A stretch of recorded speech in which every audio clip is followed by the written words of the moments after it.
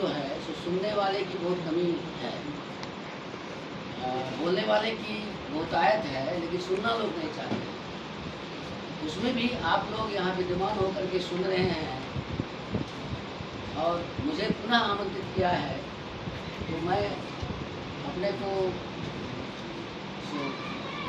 गौरवशाली महसूस करता हूँ। अभी द्वितीय सत्र में, प्रथम सत्र में मैंने, अरे भैया बच्चों, प्रूफ रीडिंग के संबंध में सैद्धांतिक पक्ष पर विवेचन किया था। इस सत्र में चूंकि ये वर्कशॉप है, इसलिए चाहता हूँ कि व्यवहारिक पक्ष पर ज़्यादा जोर दिया जाए, क्योंकि वही आपकी कला कौशल, स्किल और दक्षता का निर्माण करेगा। और इस वर्कशॉप का तात्पर्य भी वही है कि कैसे हम प्रूफ रीडिंग और पुरालेख के अध्ययन में अपनी दक्षता का संवर्धन कर सकें।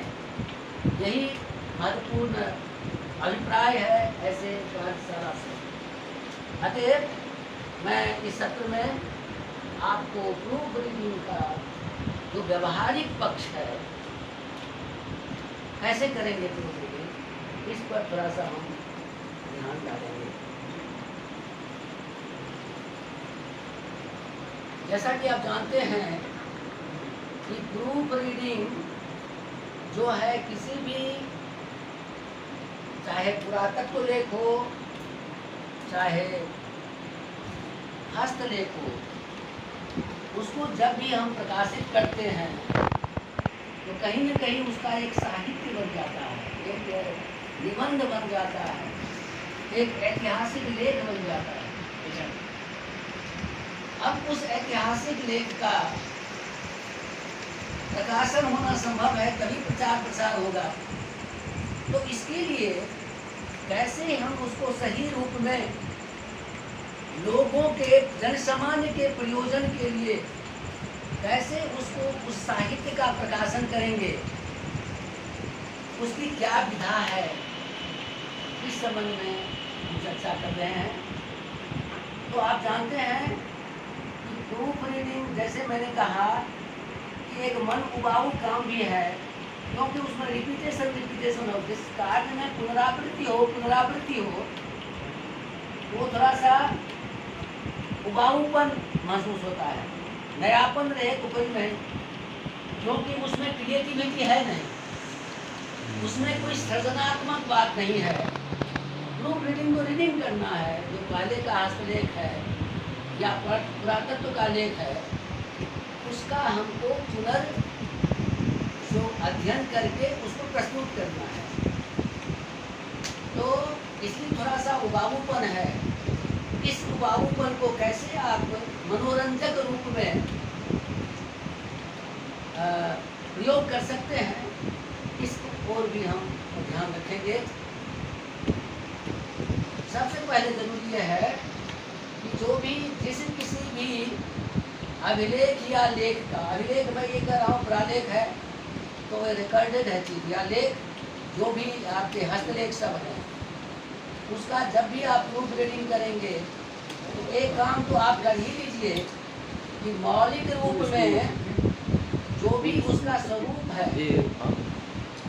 वह तो या तो जीर्णशीर्ण हो गया है, या कोई अक्षर उसका विलुप्त हो गया होगा, या कोई पंक्ति इस तरह से धुंधलापन होगा कि वो आपको स्पष्ट नजर में नहीं आ सकता है। इसके लिए सबसे प्रथम कर्तव्य है, फर्स्ट स्टेप, प्रायोगिक रूप में बोल रहा हूँ, प्रथम चरण ये है कि आप क्या करें, उसको अपने हस्तलिपि में उसको पुनः कागज पर लिपिबद्ध करें। अपनी हस्तलिपि में, अपने हैंड राइटिंग में आप उसको लिपिबद्ध करें, प्राचीन। इससे ये होगा कि पढ़ने में आपको कोई दिक्कत नहीं होगी, और तब आगे का जो निरीक्षण करेंगे वो सही निरीक्षण हो पाएगा। नहीं तो मौलिक रूप में आपको कई तरह की बाधाएं होगी, अरे क्या है, उसी में आप फंस जाएंगे, समय भी लगेगा, श्रम साध्य भी होगा, कहीं करके आप छोड़ देंगे। इसीलिए जब उसको अपने लिपि में लिख लेते हैं तो आपके पढ़ने योग्य हो जाता है, तब आगे की प्रक्रिया आप आसानी से कर पाएंगे और उसमें उबाऊपन कम होगा, शरारत कम होगी। अब दूसरा, उसके बाद का रूप जो है, जब आपने उतार लिया उसको, तो फिर उसको पढ़ना है आपको।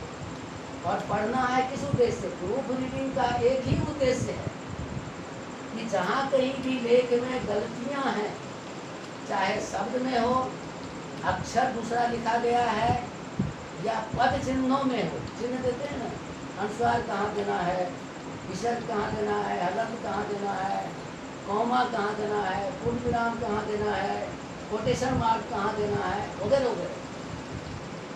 यह जो चिन्ह है उसका उपयुक्त